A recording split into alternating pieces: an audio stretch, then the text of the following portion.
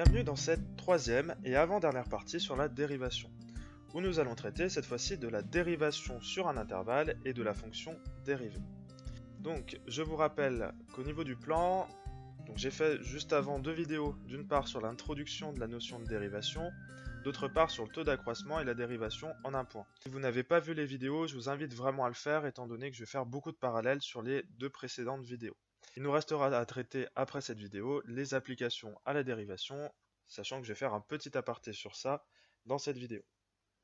Alors, dans la deuxième vidéo, nous avons vu qu'une fonction f est dérivable en petit a si le taux d'accroissement entre a et a plus h, c'est-à-dire f de a plus h moins f de a sur h, eh bien il tend vers un nombre réel lorsque h se rapproche de 0, ou h tend vers 0. Et ce nombre vers lequel le taux d'accroissement tend, on le note f' de a et c'est simplement la dérivée de f en a, ou le coefficient directeur de ma tangente au point grand A qui est ici.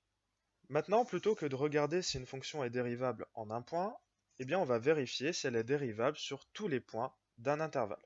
On dira ainsi que f est dérivable sur un intervalle grand I si f est dérivable en tout nombre réel de grand I, donc tout nombre appartenant à cet intervalle.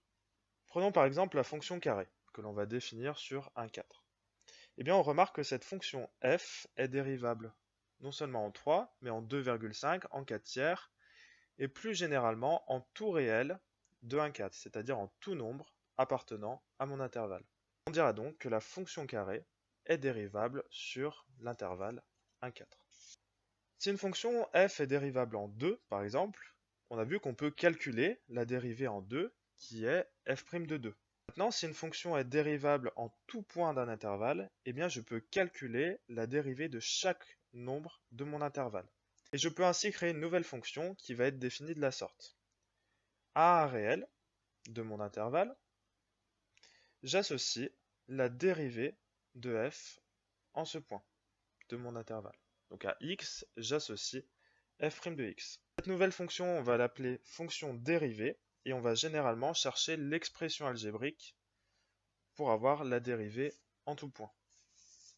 Alors ici, je vais faire un petit aparté pour comprendre à quoi va servir cette fonction dérivée.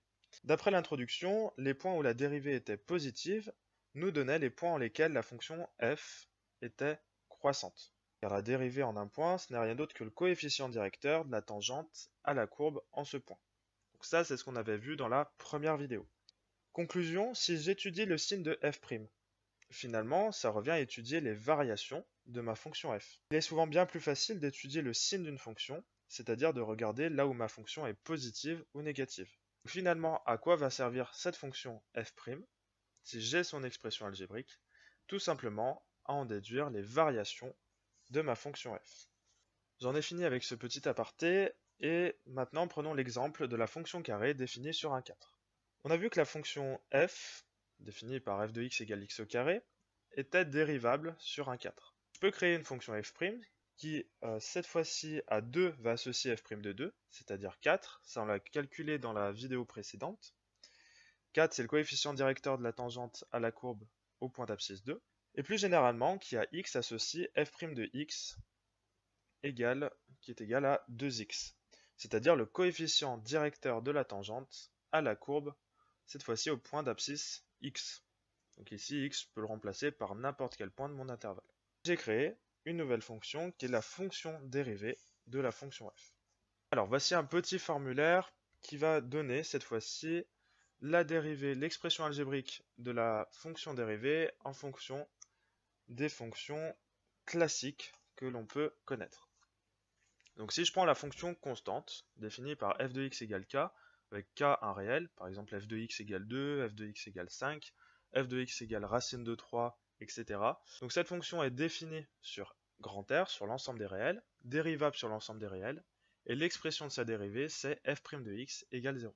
La fonction f définie par f de x égale x sur l'ensemble des réels est également dérivable sur l'ensemble des réels, et l'expression de sa dérivée est f' de x égale 1.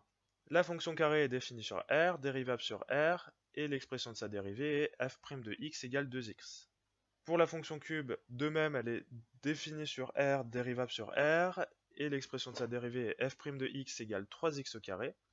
Et plus généralement, si je veux avoir l'expression de la dérivée des fonctions f de x égale x puissance 42, 154, etc., eh bien, pour toute fonction de la forme f de x égale x puissance n, avec n supérieur ou égal à 2, un entier, donc x puissance 4, x puissance 5, x puissance 2, x puissance 154, comme je vous l'ai dit tout à l'heure, eh bien, toutes ces fonctions sont définies sur R, dérivables sur R, et l'expression de la dérivée, c'est f' de x égale n, x puissance n-1.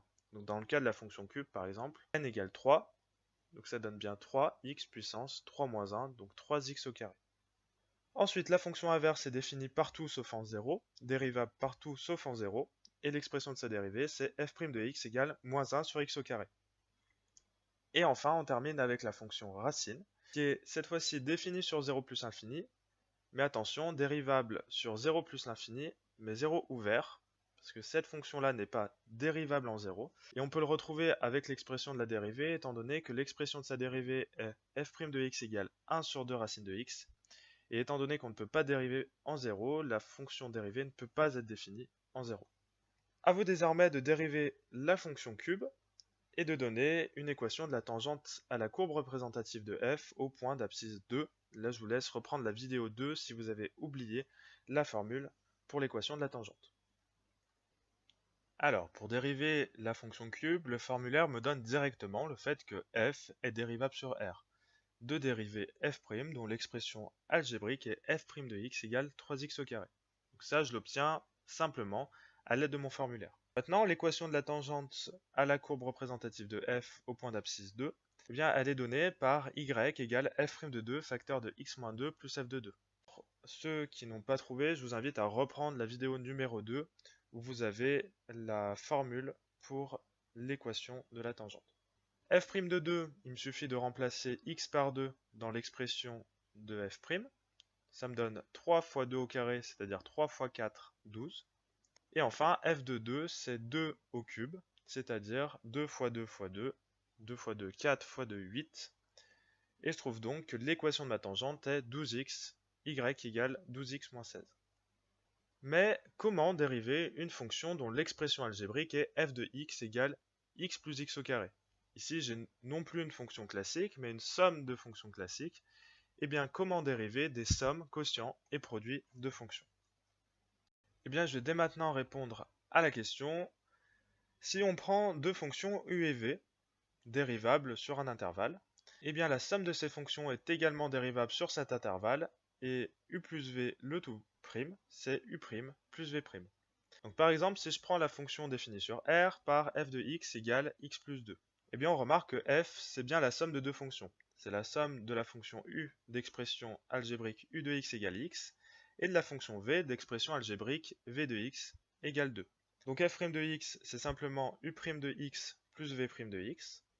Et donc f' de x, c'est u' de x 1 par mon formulaire, et v' de x 0 d'après mon formulaire. Donc ici, j'ai une fonction constante. Et je trouve qu'f' de x est égal à 1.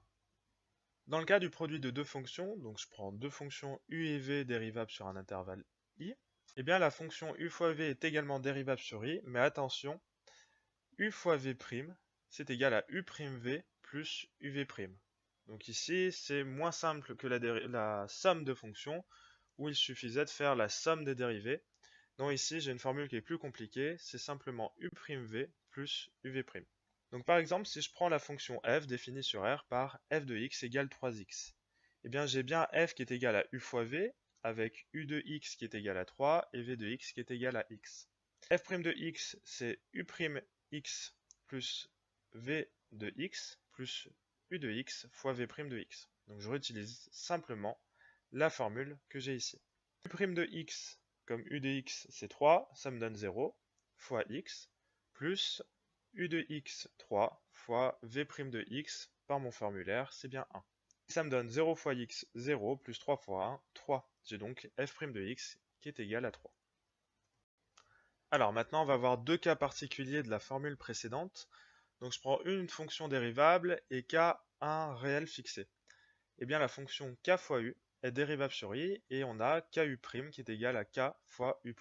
Donc par exemple, si je reprends la fonction précédente, donc la fonction f définie sur R par f de x égale 3x, eh bien cette fonction, elle est également de la forme k fois u, avec k qui est égal à 3 et u de x qui est égal à x, et j'ai bien f' de x qui est égal à k fois u' de x par ma formule, c'est-à-dire 3 fois u' de x1, 3 fois 1 qui est égal à 3. Et je retrouve bien l'exemple que j'avais précédemment. Donc un autre cas particulier de la formule du produit, c'est le cas où la fonction v est égale à u. Donc ça me donne la dérivée de la fonction u carré. Et en fait, si u est une fonction dérivable sur un intervalle i, ben on remarque que la fonction u carré est également dérivable sur i et que u carré prime c'est égal à 2u prime. Donc si je reprends une fonction f définie sur R, cette fois-ci par f de x égale x plus 2 au carré, eh bien j'ai f qui est égal à u carré, avec u de x qui est égal à x plus 2, et donc f' de x qui est égal à 2 fois u de x fois u' de x, par la formule que j'ai ici, c'est-à-dire 2 fois x plus 2 fois 1, étant donné que quand je dérive u de x, je l'ai vu avant, ça me donne 1. Et 2 fois x plus 2, si je développe, ça me donne 2x plus 4. Et je retrouve l'expression algébrique de ma dérivée. Étudions maintenant le quotient de deux fonctions. Donc je prends u et v, deux fonctions dérivables sur un intervalle grand I, et je vais faire en sorte que pour tout réel x de mon intervalle, v de x soit non nul, étant donné que je divise par la fonction v. La fonction u sur v, eh bien, elle est dérivable sur grand I, et u sur v' a pour expression u'v moins uv' sur v carré. Par exemple, si je prends f, la fonction définie sur 2, 8, donc cet intervalle par f de x égale x plus 2 sur x au carré, eh bien j'ai bien que f est de la forme u sur v, avec u de x égale x plus 2 et v de x égale x au carré. J'applique donc ma formule, f' de x est égal à u' de x fois v de x, moins u de x fois v' de x sur v de x au carré. Donc ça c'est juste l'application de cette formule que j'avais au-dessus.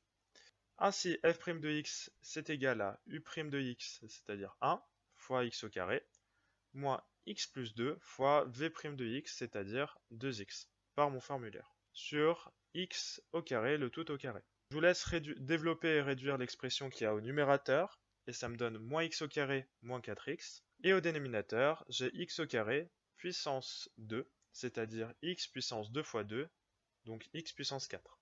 Et enfin, j'ai x qui est en facteur en haut, étant donné que x est en facteur de x et en facteur de 4. Et j'ai x qui est en facteur de x puissance 4, de x puissance 3, pardon. Ça me donne donc moins x moins 4 sur x puissance 3 en factorisant par x au numérateur et au dénominateur. A vous désormais de dériver les fonctions suivantes. Donc je ne vais pas faire le corriger dans cette vidéo, mais je vais vous laisser un lien qui va mener à la correction. Je vous laisse pour cette vidéo, je vous remercie bien évidemment d'avoir regardé la vidéo. On se retrouve très bientôt pour la partie 4 qui cette fois-ci traitera des applications de la dérivation.